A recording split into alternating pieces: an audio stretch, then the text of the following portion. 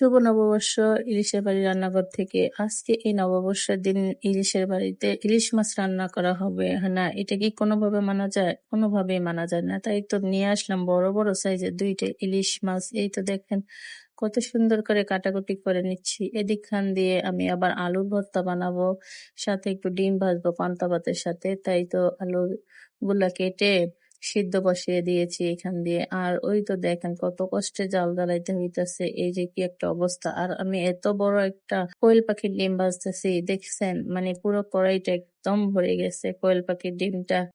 তো অনেক কষ্ট হইতেছে রান্না করতে, ধোয়া আর ধোয়া। দেখতেই তো আছেন কি অবস্থা ধোয়ায়, একেবারে নাজেহাল অবস্থা।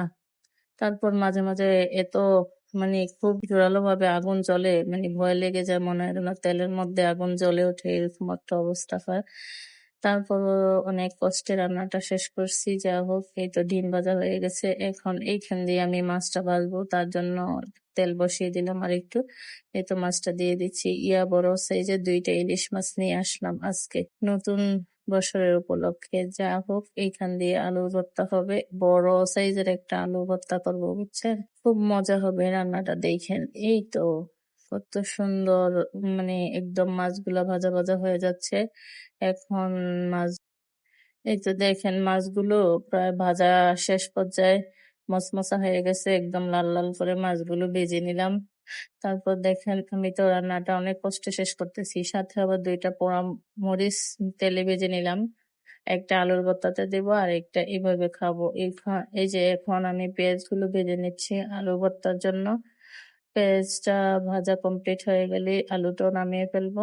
যা হোক, কত সুন্দর দেখেন রান্না বান্না হচ্ছে। এই তো আলু সিদ্ধ হয়ে গেছে, এখন আমি আলুর ভর্তা বানাবো। পেঁয়াজটা ভেজে নিলাম, একটু লবণ দিয়ে দিচ্ছি। এবার আলুগুলো ছুলে এর মধ্যে দিয়ে সুন্দর করে একে চাকুমুকু করে ভর্তাটা রেডি করে ফেলতেছি।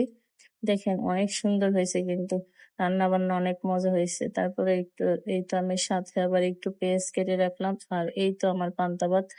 এখন এই যে পান্তা ভাত আমি সার্ভ করতেছি। দেখেন সাথে ডিম দিয়ে দিলাম, এটা শুকনো মরিচ, একটু পেঁয়াজ আর আলুর ভর্তা আর ইলিশ মাছ ভাজা।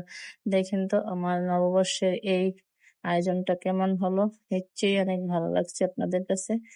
টাটা, আল্লাহ হাফেজ।